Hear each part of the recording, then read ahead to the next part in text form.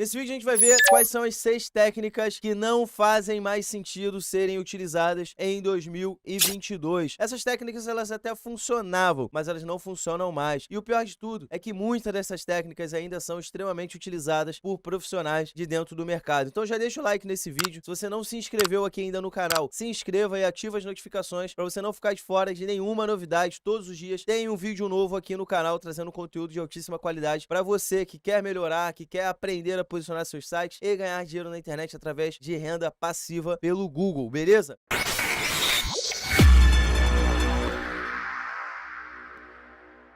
Então vamos lá, o nosso primeiro item pode ser chocante para você, mas é uma realidade. É o uso de palavras-chave. O uso de palavras-chave não é mais um fator de posicionamento dentro do algoritmo. O Google passou por algumas atualizações, mais especificamente o BERT, o EAT e o NLP foram 3 atualizações que focaram muito na experiência do usuário e para completar eles inseriram um dispositivo, uma fórmula que se chama TF-IDF, que faz a correlação de palavras. Essa fórmula é utilizada dentro das bibliotecas e das livrarias do mundo para fazer com que você, com poucas palavras, consiga entender o que está sendo dito, sem propriamente escrever a palavra. Antigamente, o robô do Google, ele funcionava baseado nesse critério. Ele tinha que entrar na página, ler o conteúdo e ele só saberia o que você está falando se ele encontrasse algum termo relevante. Porém, com essa fórmula aplicada, o TF-IDF, isso não é mais necessário para o algoritmo. Por quê? Quando ele encontra um conteúdo sem necessariamente dizer a palavra, ele já consegue entender qual problema ele está resolvendo, tá? Então você não precisa mais ter desentupidora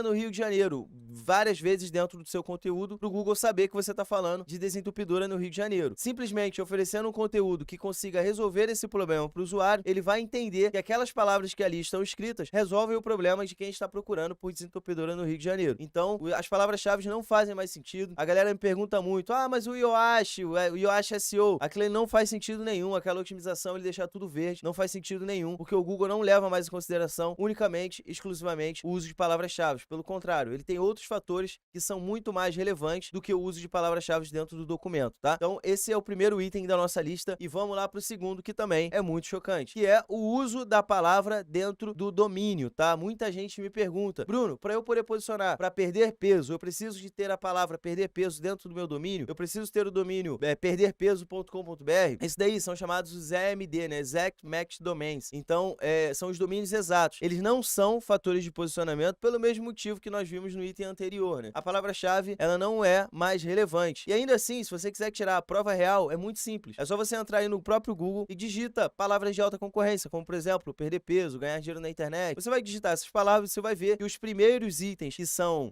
que aparecem, os primeiros sites que são posicionados, eles não falam nada de perder peso ou ganhar dinheiro no domínio. Pelo contrário, são marcas. E aí sim influenciam no posicionamento, porque isso gera confiança para o Google e alimenta uma etapa do algoritmo que é o EAT, que é Expertise, Autoridade e Confiança. Então, quando é brand, ele ainda é mais forte do que quando ele tem uma palavra genérica lá colocada dentro do domínio. Enfim, a palavra-chave no domínio não é mais um fator de posicionamento no Google. O terceiro item da nossa lista aqui é a troca exagerada de backlinks, né? Principalmente quando se trata de estratégias de guest post. No próprio site do Google, nas diretrizes do Google, se você for lá procurar no Google, google.com, lá dentro do Google você coloca esquema de links, diretrizes de webmaster, você vai ver lá, e eu vou até deixar o link aqui na descrição, você vai ver lá que fazer troca de links é uma prática negativa e isso pode trazer malefícios para dentro do seu site. Quem está dizendo isso não sou eu, é o próprio Google, como eu vou deixar o link aqui na descrição. Então você não pode fazer isso e ainda assim muitas pessoas fazem, muitas pessoas vivem 100% da estratégia de link building fazendo isso, entrando em contato com os sites que aceitam guest post e fazendo trocas de links. É muito fácil do Google saber que você está fazendo uma troca, porque ele vai ver que você está apontando um, está recebendo o outro. Então isso afeta negativamente o posicionamento. Então não é uma estratégia legal para se usar em 2022, porque os robôs do Google estão muito inteligentes e conseguem pegar isso, conseguem captar essas informações com muita velocidade. Inclusive, o Penguin, que é a atualização que é responsável por essa etapa, ele funciona 24 horas. É a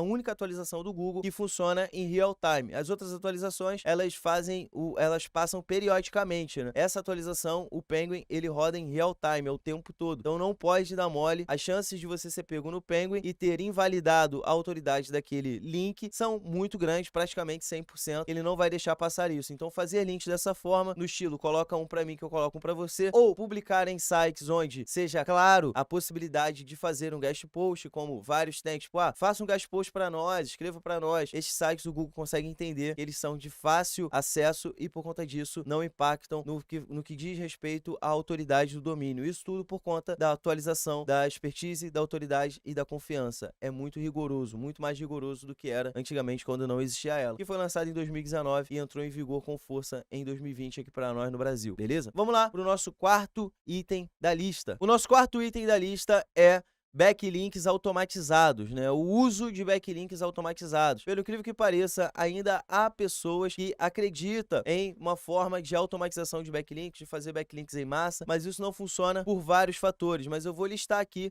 os principais fatores que fazem com que essa estratégia não funcione. Antigamente, o Google não tinha um critério de relevância entre um tópico e o outro. Existia uma métrica que se chamava PageRank, e essa métrica, que ia de 0 a 10, ela ditava o que seria um site de autoridade e um site de não autoridade, de forma muito simples. Se eu pego um site que ele tem 7 de PageRank, ele é maior do que um site que tem 3 de PageRank. Porém, o Google não trabalha mais com o PageRank porque ele via que não fazia sentido. O que acontecia era, imagine uma borracharia que tem o PageRank 8 e ele apontasse para uma floricultura que tivesse o PageRank 2. Então, um site tem muita autoridade e o outro não tem nenhuma. Porém, o segmento que eles trabalham são completamente diferentes. Uma borracharia não entende nada de floricultura. Por que passaria autoridade para uma floricultura?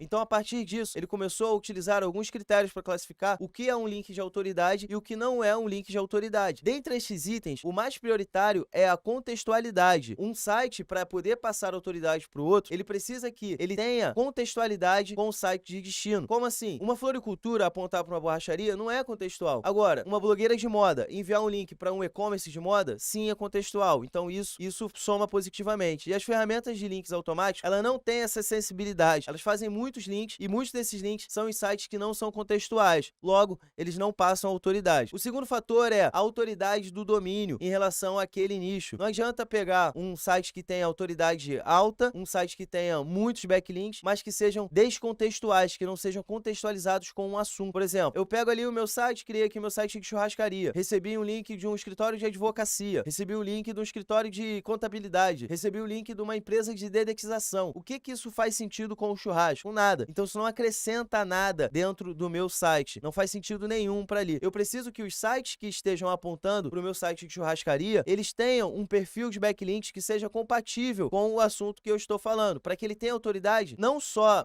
no Google, aliás, que ele tenha não só autoridade, mas que ele tenha autoridade dentro do meu segmento. Aí sim vai fazer sentido. E o terceiro item, que também é muito prioritário, é a exclusividade de esses links estão partindo. Se é fácil ou difícil conseguir um backlink ali dentro daquele site o qual está apontando. O que as ferramentas de links automatizados fazem é justamente o contrário. Eles colocam muitos backlinks em muitos sites que podem ser inseridos links com muita facilidade, ou seja, todos os valores ao inverso, né? Tudo ao contrário. Então é por isso que essa estratégia não funciona mais. Agora vamos lá para o nosso quinto item da nossa lista. O quinto item é a indexação manual. A indexação manual, ela não faz mais sentido também ser utilizada. Você pode entrar no próprio site do Google, colocar lá no Google Submit URL, né, URL, e você vai ter acesso ao Search Console para você poder enviar a sua URL para o Google tomar conhecimento dela e ele fazer a indexação manual, que chama. Isso faz com que force o algoritmo a visitar a sua página e entender que o seu conteúdo faz sentido para estar melhor posicionado. Mas não faz mais sentido utilizar essa estratégia, porque, como eu disse, o robô do Google ele é muito evoluído e, naturalmente, fazendo um bom trabalho de planejamento, fazendo um bom trabalho de conteúdo e principalmente de link building,